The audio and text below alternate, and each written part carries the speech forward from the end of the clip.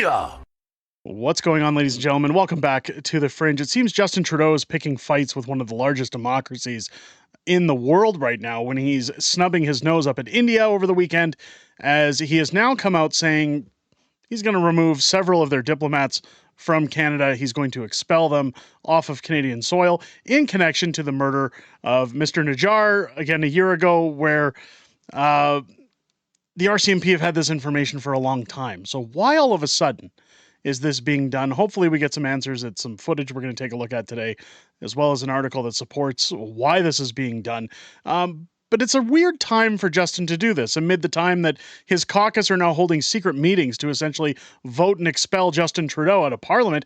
We also have 11 traitors within the House of Commons that we have no idea who is conspiring with the Chinese government to weaken our elections and influence our elections. We have protesters from other countries shouting death to Canada across the country, burning our flags, tearing them up in the streets. We have attacks on Jewish schools. You name it. We have it going across our country right now. Well, Justin Trudeau's decided, well, probably my guess, and again, this is my honest observation, is that there's something tied to this that maybe incriminates Justin Trudeau, and that's why maybe a move is being made. But let's get into the facts here. First, I want to take a look at Marty up north posting out the RCMP have confirmed that 6 agents of the government of India are persons of interest in an investigation. Trudeau just kicked them out of Canada. He continues to want to pick a fight with India, again, the largest democracy on the planet. We have the RCMP stepping in here to give a small statement. I'm going to play a clip of this, and then basically where the government embarrasses Canada, where, again, this makes me question the severity of why they're doing this, or if this is just optics for them. Let's take a look at what the RCMP have to say, and then we're going to get into it. Compelling us to speak about what we have discovered in our multiple ongoing investigations into the involvement of agents of the government of India in serious criminal activity in Canada. It's not our normal process to publicly disclose information about ongoing investigation in an effort to preserve their integrity. However, we feel it is necessary to do so at this time due to the significant threat to public safety in our country. Over the past few years, and more recently, law enforcement agencies in Canada, including the RCMP, have successfully investigated and charged a significant number of individuals for their direct involvement in homicides, extortions, and other criminal acts of violence.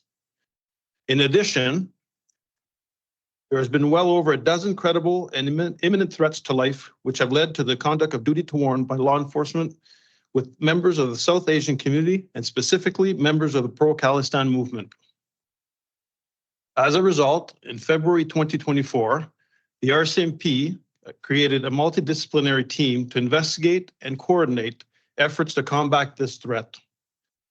The team has learned a significant amount of information about the breadth and depth of criminal activity orchestrated by agents of the government of India and consequential threats to the safety and security of Canadians and individuals living in Canada. So the rest of their filibuster and blabber of word salad is pretty useless at this point. But again, I want to touch on this because they're saying that 6 agents within a Khalistani movement, and now don't get me wrong, I don't think Khalistan has any place in Canada. What about all these protesters that are filling our streets? We talked about that certainly enough last week, showing, again, death to Canada, death to America chants. Who's expelling those people from Canada? Why these 6 individuals? If you look at Herr Trudeau's corrupt, smug side piece, Melanie Joly, look at this. We have 2 ministers laughing away during a very serious press conference. What a joke these people must look like on the world stage. Someone should remind them that India is watching. I mean, this is right after they made the announcement that they were leaving. Take a look at what Joly's doing. Minister of Public Safety, nor, the head of the commission. That's not cool. Because I won't answer it either. No, but the reality is that's a question you should be asking the RCMP. But what I said, though, in front of the inquiry, the public inquiry on foreign interference, is that there were clear preoccupations regarding the fact that there was agents of the Indian government that were involved in fighting the Minister of Public Safety. So again, she goes on to blabber word salad, but again, chuckling, laughing away. Oh, guys, haha, this is a funny press conference. Because seriously, we're talking about foreign interference here. Well, what about the Chinese foreign interference? Why aren't you asking, when she mentions ask the RCMP, why is nobody asking the RCMP why they're not being served documents with Justin Trudeau's Green Slush Fund receipts stapled to them? I want to get into what happened here. As India and Canada expel top diplomats now over accusations.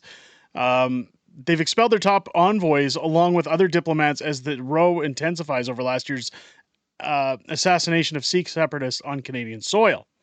Trudeau said his government responded after police began pursuing credible allegations that Indian agents were directly involved in the killing of Hardeep Singh Nijjar. Canadian police accused Indian agents of involvement in homicides, extortion, and violent acts. The targeting supporters for pro-Khalistan movement, which seeks to separate homeland for Sikhs in India. They look to do the same thing in Canada. I don't know if you guys have been through like Delta, BC at any point. The signs are everywhere. They certainly aren't quiet about it. Delhi rejected the allegations as preposterous, accusing Justin Trudeau of pandering to Canada's large Sikh community for political gain. Again, his numbers are in the toilet. Again, my questions are, what about the 11 traitors in the House of Commons? I know I keep going back to that, but I'm just trying to remind everybody that there are more important things here. I'm not saying that this doesn't matter.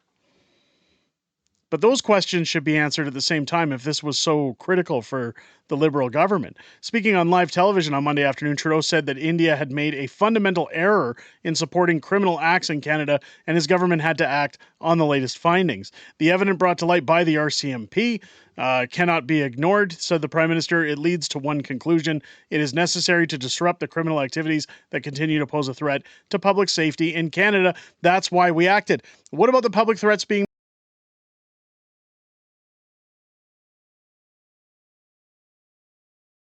in our country? Again, flag burnings, people shouting death to Canada. They sure seem to want to take care of this problem over others. Again, this is just optics. It's all a show. Relations between Delhi and Ottawa have been strained since Trudeau said Canada had credible evidence linking Indian agents to Nijjar's murder. The row led to a deterioration in ties, with India asking Canada to withdraw dozens of its diplomatic staff and suspending visa services. On Monday, a furious statement from India's foreign ministry said Canada's allegations were influenced by Sikh separatist campaigners. Later in that day, it announced 6 Canadian diplomats, including acting High Commissioner Stuart Ross Wheeler, had been asked to leave India by the 19th of October. Mr. Wheeler was also summoned by India's External Affairs Ministry to explain Canada's move. Speaking to reporters after the meeting, Mr. Wheeler said Canada had given India the evidence it had demanded. It now needed to investigate the allegations. It is within the interests of both our countries and the people out of the countries to get to the bottom of this. Delhi had defended its High Commissioner, Sanjay Kumar Verma, referring to his distinguished career spanning 36 years. The aspirations cast on him by the Government of Canada are ludicrous and deserve to be treated with contempt, it said. The Indian Foreign Ministry also said it was withdrawing its top envoy and other diplomats. We have no faith in the current Canadian government's commitment to ensure their security. Therefore, the Government of India has decided to withdraw the High Commissioner and other targeted diplomats and officials. So basically, there's more strain between Canada and India than ever before. And from a GDP side, you want these relationships. You need a leader who can keep some form of positive relationships with these governments in order to ensure that, we have imports and exports going in and out of our country. Earlier on Monday, Canadian police said they had taken the unusual step, of publicly disclosing information about ongoing investigations due to the significant threat to public safety in our country. Again, you heard what I said earlier about other protests and other things that are going on in the country. They should probably prioritize those. He added that the threats were sufficiently serious to warrant the RCMP's public intervention. We reached a point where we felt it was imperative to confront the government of India. So again, it's all up in the air. Canadian police, called this killing a targeted attack. In September 2023, Trudeau told Canada's Parliament that allegations of the involvement in the killing were based on Canadian intelligence. He called the act a violation of Canada's sovereignty. Well, why is it that it took from September of 2023 till October of this year to decide, yep, now's the time to pull the trigger? Well, the answer, ladies and gentlemen, is because Trudeau's numbers are in the toilet, and he's doing anything he can right now to try and make himself look better in the global spotlight, while also torching his relationships with one of the countries he's been pandering to for multiple years.